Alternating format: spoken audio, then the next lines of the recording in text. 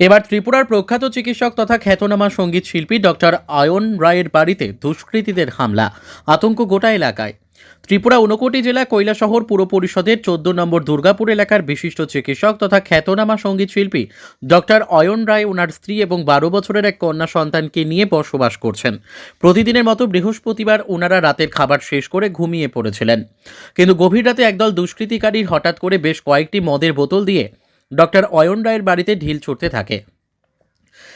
ঢিলের শব্দ শুনতেই ডক্টর অয়ন রায় ঘুম থেকে উঠে দরজা খুলে দেখতে পেয়েছিলেন যে দুষ্কৃতিকারীরা ওনার বাড়ির সামনের রাস্তায় দাঁড়িয়ে মদের বোতল দিয়ে ঢিল ছুড়ছিল এবং 3টি বাইকে প্রায় 7 থেকে 8 জন দুষ্কৃতিকারী ছিল। তখন ডক্টর অয়ন রায় দরজা খুলে ঘরের বাইরে এসে চিৎকার দিতেই দুষ্কৃতিকারীরা বাইক নিয়ে পালিয়ে যায়। সাথে সাথে ডক্টর অয়ন রায় কৈলাসহর থানার পুলিশকে খবর দিলে কৈলাসহর থানার ওসি সুকান্ত সেন চৌধুরীর নেতৃত্বে বিশাল পুলিশ এবং ত্রিপুরা স্টেট রাইফেলস বাহিনী ঘটনাস্থলে ছুটে এসে সমস্ত ঘটনার খোঁজখবর নিয়েছেন বলে জানান ডক্টর অয়ন রায়। এই হামলার বিষয়ে শুক্রবার ডক্টর অয়ন রায় কৈলাসহর থানায় লিখিত অভিযোগ করবেন বলে তিনি সংবাদ মাধ্যমকে জানিয়েছেন। সংস্কৃতির শহর কৈলাসহরে এভাবে একজন চিকিৎসক তথা সঙ্গীত শিল্পীর বাড়িতে দুষ্কৃতিকারীদের অতর্কিত হামলায় কৈলাসহরবাসীর নিরাপত্তা নিয়ে প্রশ্ন উঠতে শুরু করেছে। Bureau report, crime press, Bengal news. শব্দ পেলাম, মানে বোতল দিয়ে আমার বাড়িতে ঢিল ছুটছে, কেউ বা কারা। তো আমি শব্দ শুনে চিৎকার করে যখন বাইরে বেরোবার ঠিক আগে আমি শুনলাম বাইক একটা স্টার্ট দিল আমার রাস্তার মধ্যে, এবং দিয়ে যেহেতু আমার বাড়িটা রাস্তার ঠিক পাশে, ওখান থেকে ঢিল ছুটেছে এবং বাইক স্টার্ট দিয়ে আততায়ী চলে গেল। তো আমি তো স্পেশালি সংস্কৃতি শহরে থাকি, সবার প্রতি আমার অগাধ আস্থা এবং ভালোবাসা রয়েছে। আমি জানি না কেন এরকম হলো, এরকমটা কোনোদিনই কাঙ্ক্ষিত নয়। তো আমি পুলিশকে ফোন করেছিলাম, পুলিশের সংশ্লিষ্ট আধিকারিক এসেছিলেন, উনি এসে রিপোর্ট নিয়ে গেছেন। আগামীকাল সকালবেলা হয়তো আমি এফআইআর করব এর বিরুদ্ধে, এবং আমি আশা রাখছি আমি সুবিচার পাবো, এবং এটা যেন কারোর সাথেই না হয়, এরকম ইনসিডেন্টস যেন কারোর সাথেই না হয়, এটা কোনোদিনই কাঙ্ক্ষিত নয় বা বাঞ্ছিত নয়। আর হ্যাঁ, অন্যায় হলে তো প্রতিবাদ করাটা উচিত, এবং আমি করিও।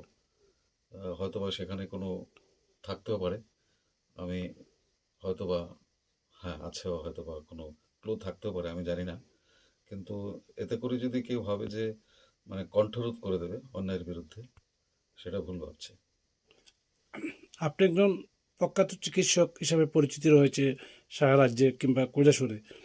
পাশাপাশি আপনি এই সাংস্কৃতিক শহর কৈলাসহরে আপনি একজন সংস্কৃতিপ্রেমী মানুষ, আপনি একজন সঙ্গীত শিল্পী মানুষ, মানে কি ভাবছেন এই ঘটনার পিছনে? আমি আসলে স্তম্ভিত।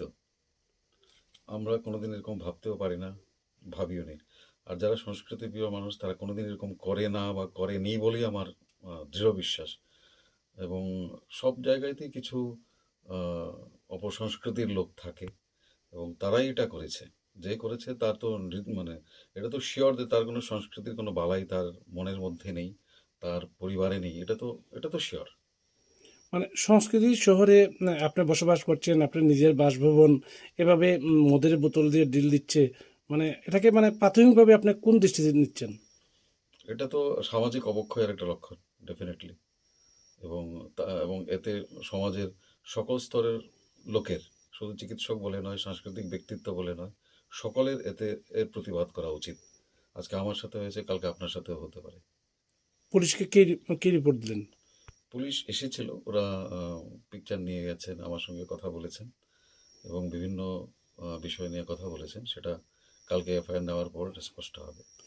আপনি এমন একটা জায়গায় থাকেন, বসবাস করেন, বা আপনার বাসভবন এমন একটা জায়গা, কৈলাসহরে একটা ভিআইপি জোনে আছেন, সেখানে এই এলাকায় বিধায়কের বাসভবন, এই এলাকায় কৈলাসহর পৌর পরিষদের চেয়ারম্যানের বাসভবন আপনার বাড়ির পাশেই, এই এলাকাতেই কৈলাসহর পৌর পরিষদের ভাইস চেয়ারম্যানের বাসভবন।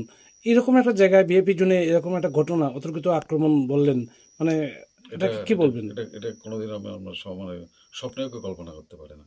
এবং আমি শিওর যে মাননীয় বিধায়ক যিনি আছেন, আমাদের চেয়ারপারসন যিনি আছেন, ভাইস চেয়ারপারসন, বা আমাদের সমাজের যারাই ভালো অংশের লোকেরা আছেন, তারা সবাই স্তম্ভিত হবেন বা হয়েছেন।